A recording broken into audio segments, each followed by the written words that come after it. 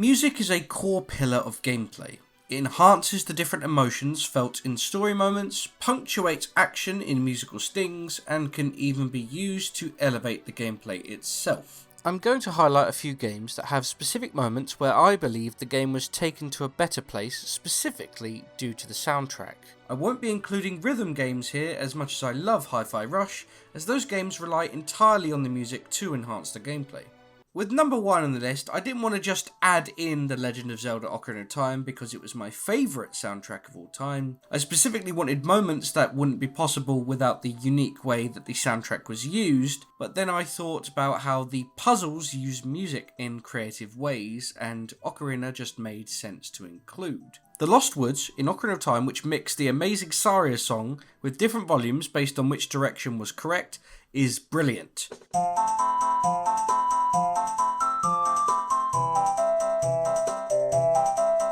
Innovating on the original Lost Woods puzzle from the NES Zelda with added personality and charm. And eventually, you can actually meet Skull Kid, who seems to be the forest sprite actually playing the song diegetically. Along with collecting different songs on your ocarina that have different uses, I think it's pretty difficult to not include this soundtrack. The franchise, which deserves a lot of credit for creating beautiful emotional moments, has to be Final Fantasy, particularly the ones scored by Nobuo Uematsu. But there is another Final Fantasy game which does deserve to be included here, and that is Final Fantasy XV, a divisive game not actually scored by Nobuo Uematsu, but the amazing Yoko Shimomura. I really love the introduction, where the main group push the broken down car towards a garage, while slowly taking in the world accompanied by a modern version of Stand By Me.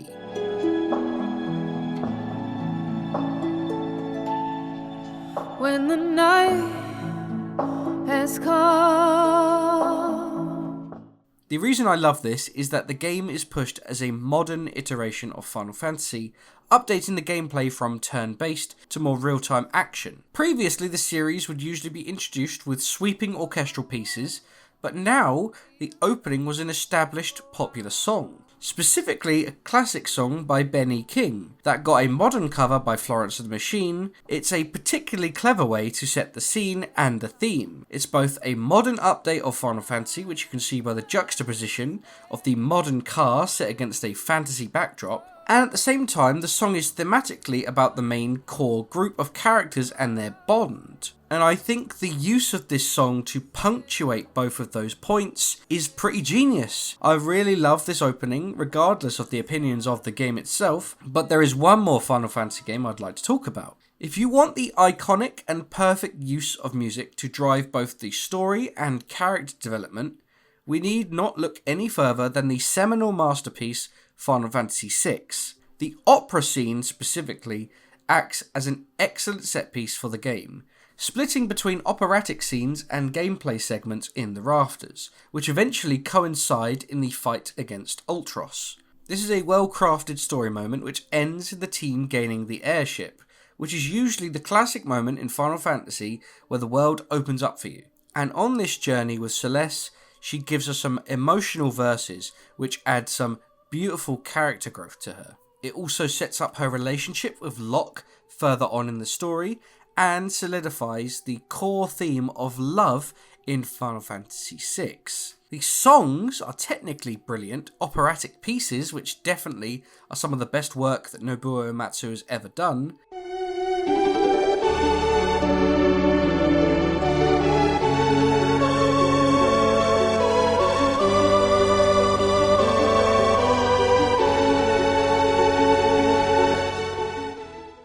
And to quote Wikipedia, this is an early example of games as art, and I'm completely inclined to agree.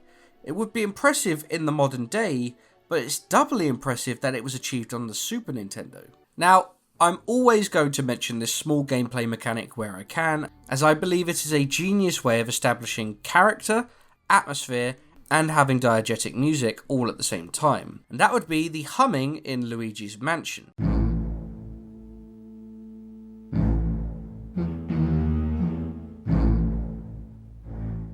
Perfectly showcases Luigi's cowardice acts as the main background music, usually on its own, but sometimes accompanied by organs and theremins when you're deeper in the mansion. It subtly acts as an indicator for Luigi's health.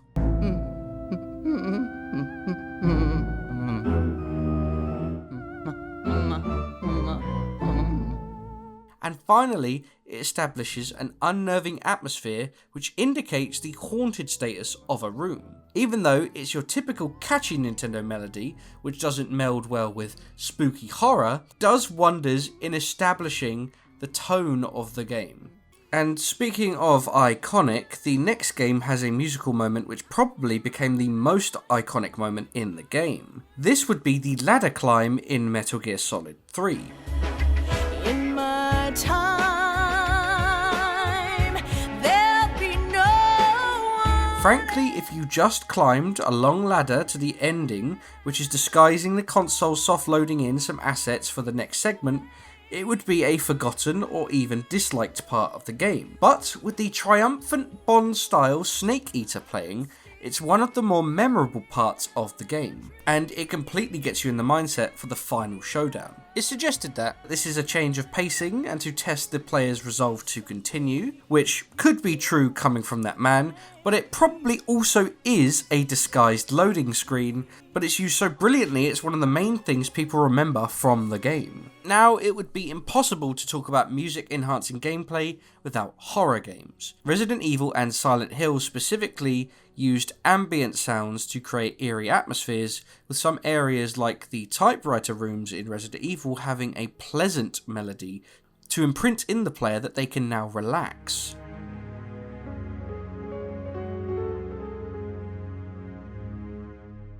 The standout moment would have to be the long staircase in Silent Hill 2. Silence broken by some unnerving moan with a dark and terrifying staircase for you to descend downwards.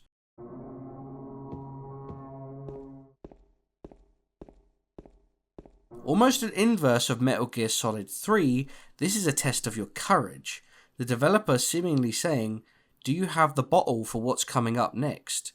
Horror games ultimately make the best use of soundtracks with an excellent use of silence to put the player on edge. Silent Hill 2 is the master of this. Speaking of tension in the games, music can be used to add tension in critical moments, and that is used perfectly in the competitive scene, which I would say is capsulated by Street Fighter 2. When you reach the culmination of the fight, the timer is about to run out, or the health is running low of one of the characters, the music is sped up slightly and there is a key change.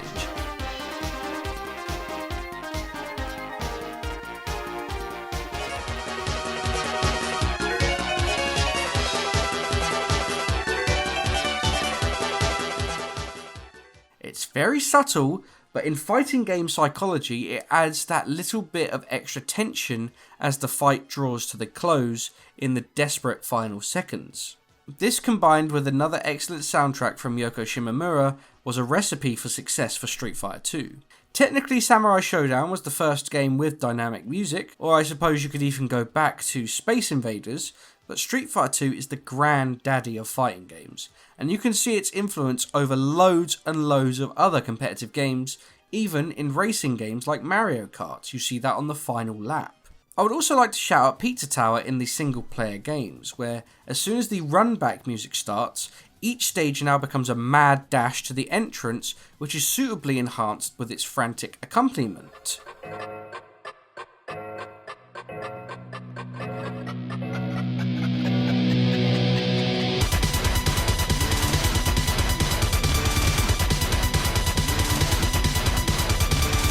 Changing its slightly more careful combat-driven gameplay into the frenetic mad dash at the end is a stroke of genius that the music underlines very nicely. And this shows that even single-player games can use this specific technique to excellently add tension.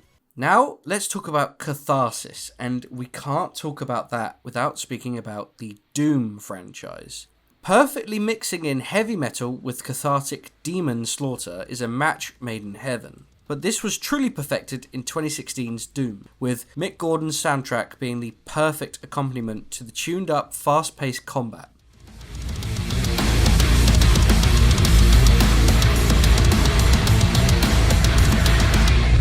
gets the blood pumping and really gets you in the headspace of the Doomslayer. Dynamically shifting while enemies approach and when you execute glory kills personally gets me immediately immersed into this FPS, which typically would take me quite a while. I'm no musical student, but there must be something about heavy metal that seems to increase the adrenaline and makes larger than life gun blasts meld in with the soundtrack itself, using them almost as the game's beat.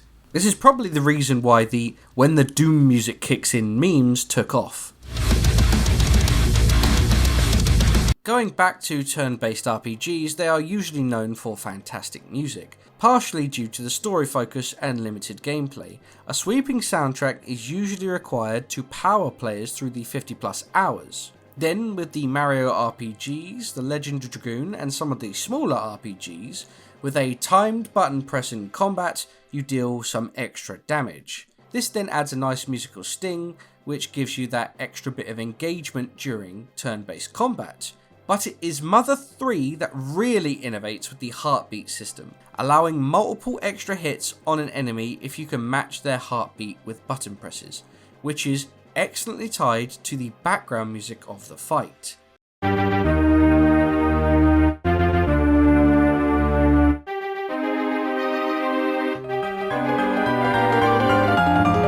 Now mix in multiple battle tracks from the master Shogo Sakai to give the already memorable Earthbound combat a massive upgrade. Enemies are given better characterization, and bosses are given excellent, unique melodies. 1, it engages you far more with the gameplay, and 2, it gives the enemies and bosses far more characterization than usually they would get in a typical RPG that just loops a very catchy battle theme. This mechanic is so genius, I'm surprised it isn't more frequent in other games that I've played.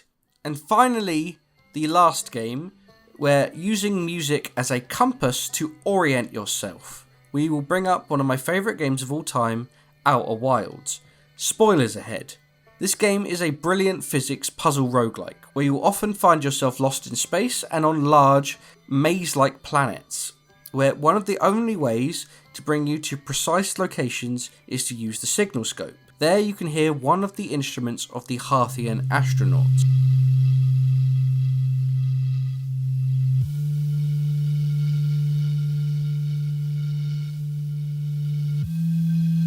Which when lined up, play the full melody of the main theme of the game.